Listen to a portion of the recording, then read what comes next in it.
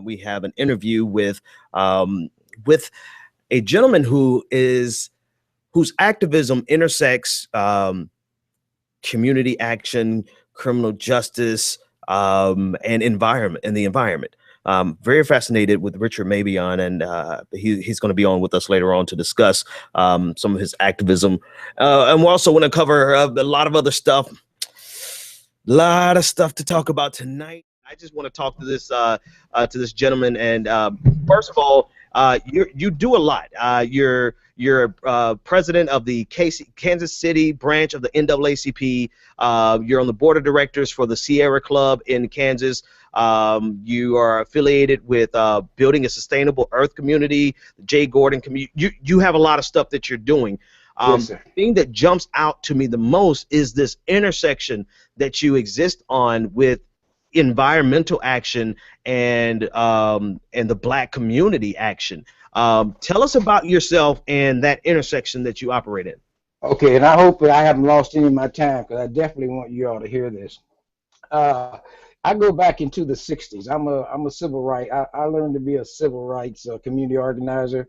I moved to St. Louis, Missouri, and studied behind some of the best this country had to offer back in the 70s. Mm-hmm. And when I engaged in that, I reached a point where I was just listening to you talk where you are now, when you say you had it, you don't want it, I'm tired of it, I'm tired of dealing with it. When I was about your age, I reached there. And what I did is left the social service world and decided to take what I had learned. Because they were giving me all the best training in the world. I was trained. I didn't go to Vietnam because the Army wanted me to be a Colin Powell. Believe me when I say that. But I listened to the beat of a different drummer. And when I got my training and got the end of my 2 years, I came home. Same thing when I went into community organizing. I learned from some of the best human behaviors this country had to offer, teaching us how to be able to work within our communities. But then it was the bureaucracy, the same thing you're talking about, you dealing with right now, that I saw as preventing me from doing what I had learned. Mm-hmm. So I left and decided to create some kind of business on my own. If we're going to help our own people, then we need to be able to figure out a way to hire our people, because in these programs, no matter how good you can make a person feel, when they leave that program and go back in the real world, they don't have you there as a security blanket. They back out there in this situation where it's real. You can't survive with what you've given them. I could have a person ready to go to work tomorrow, but if nobody's going to hire them, so what? Okay, right. So that's where I was back in the 70s. So I let you know how I compare this now. That's where I'm getting to that transformation part. So I kept that all the way through 9/11. I created a business, and this is what I did. I started a janitorial company, because that's the caliber of folks that I wanted to work with. So that way, I was able to pay people $10 an hour in the early 80s. So that lets you know I was paying good money for the job. We had contracts with Hallmark Cards, Mm-hmm. Toys R Us, Marshalls. I mean, you name it. We had all these different contracts, and I even started getting into car dealerships. But the reason I had the janitorial service was not so I'd be the biggest janitorial service in the world, was so that I'd be able to hire people, work with them, and do my magic within their families, within their lives, within the things I needed to do to make them productive citizens in America. God, believe me when I tell you, some of those men right now are still working. If they see me, they come over and appreciate this work ethic that they learn being involved with me. Okay, so that's what I was into up until 9/11. And then, like all small business, boom, I had car dealerships that I was maintaining and cleaning, because you haven't got to do a lot of intricate cleaning in a car dealership. You pull some trash, mop a floor, clean some bathrooms. So I didn't have to worry about having the detail cleaning from the fellows while I was working with them. When the 9/11 happened and the car dealership went out, I mean, I went to work on Monday with like 9 contracts, went back to work on Tuesday, it was all gone. So I had to start all over again, me and a lot of small business folks. But when I came back in the community, as you would do, you go to your roots. So I went back into the Black community here in Kansas City. Uh-huh. And I looked up and saw the devastation that had occurred in our Black communities since the work that we had done in the 60s, and 70s. I couldn't believe it. I wanted to go, what happened to the people who we left in our positions when we moved on to take it to the next level? Right. What happened to those folks? How did they end up allowing this degradation to occur in our communities? I was devastated in the process of trying to figure out how I could get back involved in neighborhoods, not knowing I'm an old man now. I really didn't want to get out there hustling around and doing all that. I discovered the environmental movement and found out that we as a race of people were clueless. In fact, I got this here for you. I got a guy named David Courtney. That's who I got turned on to. He's got a book called The Great Turning. And you just said some while ago about this movement you got going on. And this is what he said. It's kind of like what they did over in Paris. They did this back in Rio de Janeiro back in the 90s. And when he left there, they were going to create a thing called an Earth Community. He said the term comes from the Earth Charter, a declaration of independence, of universal responsibility created through multi-year collaborative process involving hundreds of organizations, thousands of individuals of diverse religious faith, culture, race, language, and nationality in order to build that kind of Earth community. I knew then we were in trouble because we didn't have anybody even in the field. So if they making decisions like they are right today, I just left a meeting, it's white people making the decisions about what should be going on in the black community.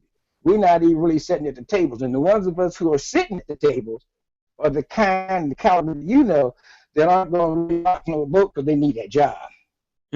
So let me jump in there and ask you some key questions then, because what some of the things you're saying is fascinating, and the thing that jumps out to me the most is your environmental action and the lack of knowledge that a lot of people in the black community even have with regard to the importance of environmental action. I was reading an article that you wrote about the coal industry, the coal-fired plants that were in walking distance of low-income, moderate-income housing, and the impact that it had in that community. So tell me more about how you are mobilizing and educating to bring that education on in the environmentalism.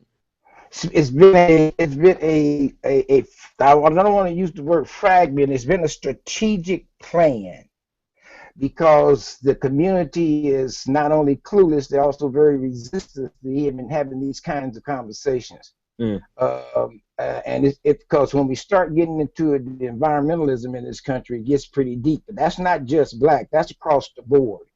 The people have not had what's called environmental literacy. But the process that I'm using, I became the green czar. I got a very unique city.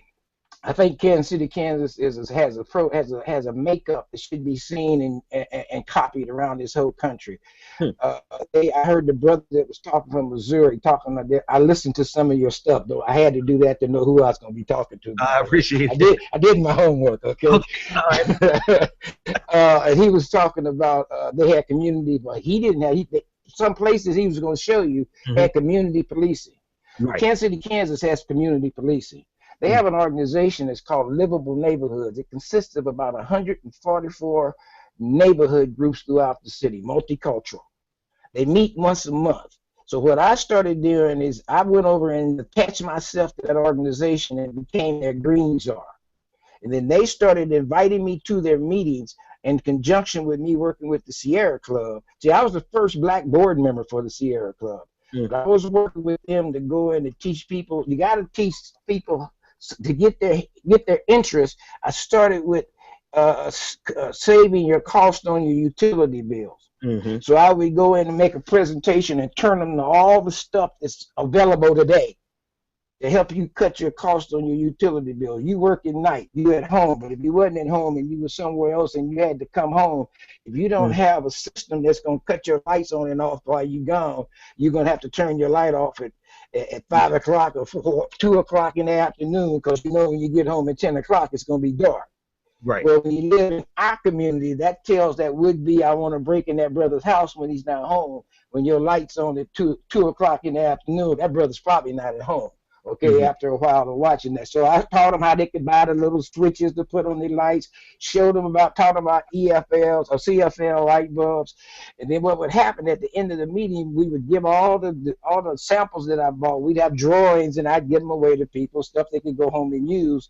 But then we'd have drawing where we would go into their house and do a complete makeover. In other words, I'd go in and take out all of their light bulbs, put in all new CFLs, and do all the caulking and fix the plastic on the windows and all that stuff. But what happened, those people in that group would come back to their group meeting a couple of months and say, you know what?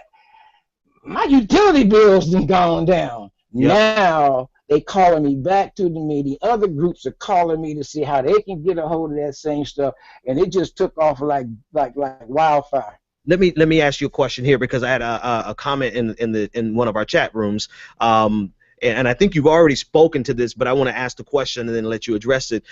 This idea that African Americans, but then I would just say poor people who are in poverty, or people who are middle class, they're living paycheck to paycheck, you know, they don't have the energy or the time to focus on the environment because they're just trying to struggle and survive day to day. I think you just kind of answered that question, right? Because the very first thing you come with is being green is actually something that can put money back in your pocket. It's a way for you to save money. That's what we went in the door with. So basically, when you start doing that, people will listen. My second area is grandbabies. See, most of the people in these groups in these neighborhoods are your elderly. Those are the ones that can afford to go to meetings and stuff, but they don't have anything else to do. If it's one thing black folks, the poor people, period, care about, it's the future of their grandchildren. They know the parents, the ones that are legit, are out there working their behinds off to make a living. They don't have time to be keeping up with those grandchildren. So I started teaching them why we need to teach the next generation to love science. That's what I've been on now for the last like 3 years after the bulbs. And the way we did it was I found an environmental organization. We don't have black environmental organizations. One reason, because the people who allocate money don't really choose to give money to black organizations, because we knew we haven't been around. We don't have the kind of scientist background with us that we need for credibility's sake. I got an organization I'm working with. It's called Moving Forward Network. It deals with goods movement. It's been determined that diesel fuel is a carcinogen, even though the United States hasn't given it its full approval. Every place else in the world is considered a carcinogen. So right now here in Kansas City, because of a new intermodal they built, the carrier ships from China are going to start dropping off those. They're not going to drop off their cargo in LA and in Long Beach. They're going to put them on Santa Fe trains, and they're going to come across country and drop them off here in the Kansas City area, which is going to cause the diesel truck numbers to increase anywhere from 20 to 30,000 a day. Wow. That's it, brother. Nobody knows that. Nobody knows that's going to be happening. You can't stop that. That's carcinogen. Every time that diesel emission comes out of those daggum trucks, we inhaling that stuff. Some of that stuff is such a fine particle that you can inhale it straight into your bloodstream. Jeez, wow. We don't know that. We're talking about Flint. We got those kind of circumstances happening all over this country. So what my thing is, we need to teach the American public, especially in the low-income communities, how to be citizen scientists. Here's the program. This environmental organization came in and worked with me, and they got a contract from EPA, and it was to go into 2 high schools and teach those high school students how to scientifically test water. And I got all the pictures of that. I mean, they out at the lakes, they out at the rivers, they got the test tubes. I got the little brothers and Hispanics out there with their hoodies on, and I mean, it's a sight. I'll send you some. Yo, I'm gonna send you some of the pictures so you can see them. Man, it's a sight to see them little brothers down there, and they teaching them how to find the animals that's in the water. They down there picking up leeches and all kind of stuff, but they learning. Now, the first group that we did, in turn, we hired 10 of them.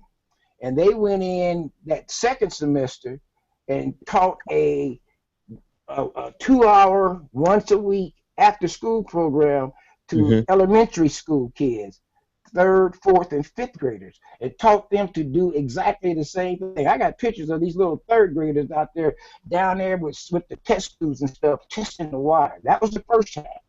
The second time around, we did we're in it right now, in fact. We did the same thing with the high school students, hired 14, but this time we had them come to an NAACP meeting, and they taught my NAACP members how to scientifically test water, along with other volunteers that showed up. Then that next week, those NAACP volunteers and other volunteers went into a middle school and taught seventh graders what they had learned from those high school students. Right. Those high school students were so sharp, brother, you would think that we shouldn't have a problem going on in our inner city if you could have seen how masterfully they learned that and how good it felt teaching that to that older population. So Richard, let me ask you this. I want to extrapolate what you're doing to a broader conversation, because what you're doing is fascinating, and you're like, when we say boots on the ground, you're there. You're down there doing the work that most people are only on YouTube talking about at night, right? But you're out there doing it. There is this disconnect in not just the black community, but in the broader conversation around the nation, that kind of puts the environment secondary. Yes. And when a matter of fact, Bernie Sanders, when he was talking about issues in the country as a whole, and then he's talking about the black community, he referenced the environment as being a threat to national security, global warming being a threat to national security, just elevating it to a level of significance that I think that it sounds like you see that same level of significance. My question would be to you then, is that as this conversation is going on a national level, where do you connect? What do we do? What do we actually do to make people understand that the environment is an issue that's pertinent not only to the black community, which I think if you ask people from the black community what's on the top of their list, it won't be the environment. But in a lot of ways, you're saying that it needs to be one of our first considerations, and not just the black community, poor communities, Hispanic, every community. How do we put it in its right place? God's going to do it. Hear me when I say that. God is going to do it, because man is destroying this planet. That's the one thing David Corton talked about in his book. If man stopped all of his degradation today and did everything right as far as the protecting of this planet, it's already too late. I read that. That was what's the name of that book again? I read that one. The Great Turning is the book I'm talking about. And I'm gonna talk about Van Jones, because I'm a student of Van Jones back before he got where he is now. Now he's on the same line as you were talking about earlier with Steve Harvey. Now they are entertainers, and that's a different ball game. I like that in you, brother, because I feel the same way. That's what I'm dealing with, is entertainers. That whole charade that's going on up there in Flint is not how I would even begin. I love your comment about me being boots on the ground, because right now the system says that grassroots, they think, stops at the high school. In high school, we got 98% of our teachers are white inside the inner city. Okay, I got things about Baltimore too. I got something for you up there. I heard that might be where you are, so I got something for you. But I told you I did my homework now. So when I go and the reason I said that about God, and I know that doesn't sit well with everybody, but I'm still part of that old school, and he's coming back in my life now more than it ever was before, because I'm understanding more now that I can say this. That collapse is coming, but it's not going to destroy this planet. It's going to destroy a way of life. Wall Street already almost went out when Obama went in, right when he was going in, and they on their way back there again. It's not, they just still doing the same thing again. It's not changing. So what the deal is, we're supposed to be in the position of educating the future generation of how to rebuild this. See, that Pope over there was in that third world country when they was down there in Rio de Janeiro. There's no doubt in my mind, if he wasn't at that meeting, he had somebody at that meeting that came back over there and told them what they need to do. Our third world countries, whether people realize it or not, are a long ways ahead of us. They got them folks over there growing food, creating irrigation where they didn't have it before, and all kind of stuff to create survival for themselves. And we headed in that direction, if you hear what I'm saying. Hmm. And we may not want to face that fact, but we're heading in that direction. So a lot of what people need to hear, because we live in a doomsday kind of world, society, mentality. If it don't blow up, we don't deal with it. When it blows up, we there. We there. When 9/11 happened, you couldn't even find a seat in the church. They realized it wasn't going to happen again after about 6 months, and then the church is emptied out again. So when something bad happens, people react just like they're doing in Flint. Yep. But my presentations now start with Sprint. I don't care what it is I'm talking about, because I'm trying to make people understand you got to educate yourself. Because I would ask you this question, or anybody: how many glasses of water would you have let your child or your grandchild drink before you would have said, "Hey, maybe no, we're not drinking this water"? None. I mean, that's what everybody says. That the next I asked them, how many baths would you have ran for your child or your grandchild and put them in that damn water looking like rust before you would have said something? Not a single one. Then I go, and I want you to understand, they did it for 2 years, almost 2 years in Flint. Almost 2 years. Parents, grandparents, the mayor. I know we got a political issue, go up there and fight them. I don't care, do all that. But my concern is the education of the individual. This is a beautiful time to teach individual responsibility. Say that. Using that incident up there in Flint as a foundation. Yeah. That my clap? Yeah, I was clapping.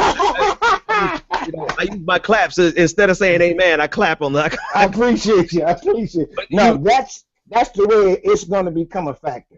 Richard, you've given us a lot, and you've said we've got to stay in touch. Number one, because you bring a beautiful intersection that I'm going to be honest with you, I didn't even know really existed in a substantive way, and you represent that intersection between environmental action and community action. And I love your spirit, man. Your willingness to you're so inclusive in your approach. So I want to stay in touch with you. But just real quick, tell us, if someone was interested in supporting the work that you do, where could they find you, and how could they support you? I love that, because nobody pays me for doing what I do. Believe me, they don't. So I'd appreciate that. But I'll have you go. I would have them go to my email address, if that would be appropriate. Okay. I think you showed them my website as far as on the advertisement for the program. But if they really want to get in touch with me, I'd have them direct their comments to mine. That's R Mabion. You got to be kidding me. You got to be kidding me. You there? We lost you there. You there? We're here. Yeah, I know. So, yeah, you there? That's some bad timing. Go ahead and give me your email address again. Okay, it's small R Mabion, small M, Mabion, at sbcglobal.net. It's rmabion at sbcglobal.net. All right, we're going to spread the word about what you're doing, because it's an approach that most people aren't willing to take. But what we're doing at the Progressive Army is we're starting on the local level. We're starting on the ground level, because if it's glamorous on the national level, right? It's all glitz and glamour, but where the real work happens is with people like you and what you're doing. So, Richard, before you let me go, I have two things to say. Okay, one, two, and then I'll be through. Just real quick. In that same book I was telling you about David Corton, the thing that made me go into it, he said, leadership to create a world that works for all is more likely to come from those who have lived in the real world and consequently are intimately acquainted with injustice, violence, environmental failure. That's us. When I read that, I knew exactly who that was talking about, and knew that if somebody didn't take the time to learn this, to teach us, when it came time for us to take our rightful leadership role, we wouldn't know it. The only other thing I got to say, I have a motto that I use.